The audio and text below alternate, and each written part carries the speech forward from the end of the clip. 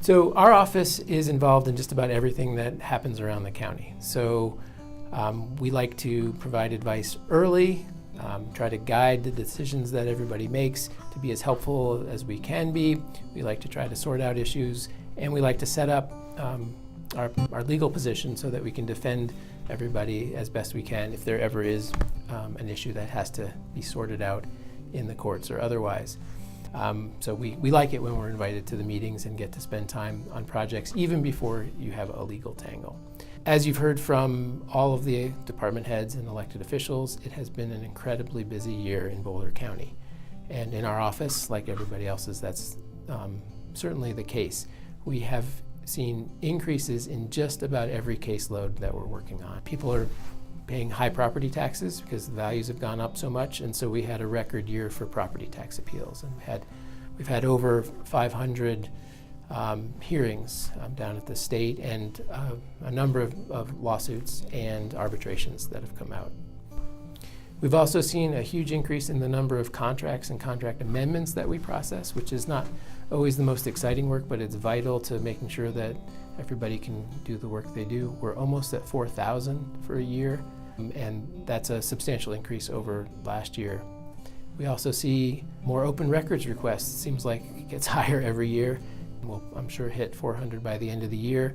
Last year was just over 300, so that's a substantial increase, and we're very happy that we had the new Colorado Open Records software that allowed us to process those things more efficiently, because without it, I think we would have been in even more trouble. On the human services side, we're seeing significant increases as well.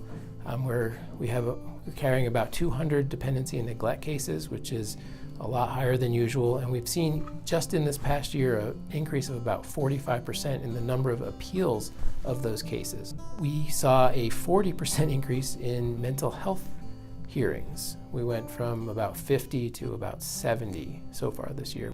I would say that the lawsuits that we get, the civil lawsuits that we get, are the best gauge of sort of how busy everybody is and how people are feeling about things in our community.